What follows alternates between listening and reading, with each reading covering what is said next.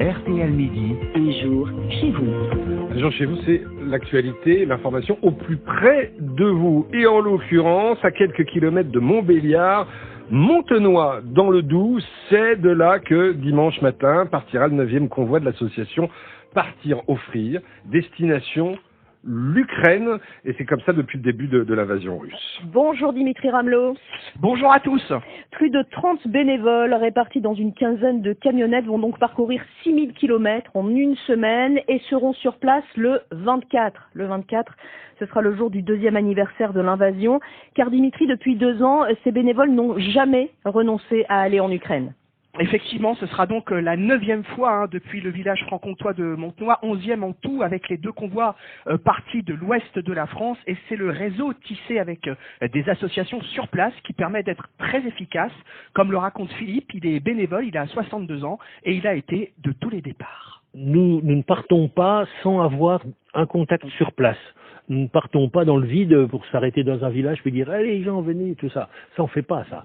Il y a des associations, des partenaires sur place, et ces partenaires nous expriment leurs besoins. 6 points de livraison sont prévus sur place, donc, et le convoi sera scindé en 2 afin d'être le plus discret possible. Mais Dimitri, dites-nous, qu'est-ce qui va être précisément acheminé sur place ? Eh ben, dans la salle communale de 250 mètres carrés où sont stockés les denrées et tous les objets, il y a des palettes, des dizaines de palettes, des milliers de cartons. Alors, rien de très rangé pour vous et moi, Vincent. Mais alors, Pascal Grabert, le président de l'association, lui, il sait exactement où et quoi. Alors là, vous avez des biscuits, cacao, tout ce qui est petit déjeuner, pâtes, riz, sucre, huile, conserve, beaucoup de couches là. Et il y a des jouets. Quand on fait des collectes pour l'Ukraine, ça marche encore, 2 ans après. On cible principalement de l'alimentation et des produits d'hygiène parce que là, on est sûr de pas se tromper. Les gens ont besoin de manger, les gens ont besoin de se laver. Et après, on a aussi du matériel médical puisqu'il y a beaucoup de décès de guerre. Et donc, dans un coin, des béquilles, des déambulateurs, des fauteuils roulants. Tous ces dons proviennent de particuliers, bien sûr, mais aussi d'entreprises, d'églises ou encore d'hôpitaux.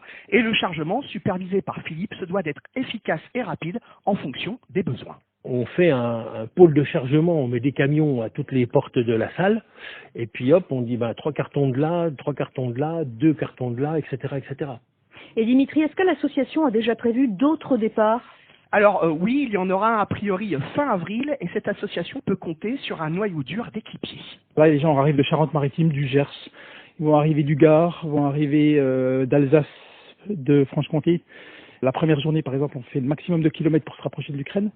Donc on a fait 1500 km le premier jour. On essaie justement d'arriver au plus vite pour passer un maximum de temps sur place avec les gens. Et tous les volontaires, qu'ils soient propriétaires ou non d'une camionnette que l'on peut conduire avec un permis voiture, sont les bienvenus. Merci beaucoup Dimitri Ramelot et bravo à ces bénévoles qui repartent donc en Ukraine apporter de l'aide.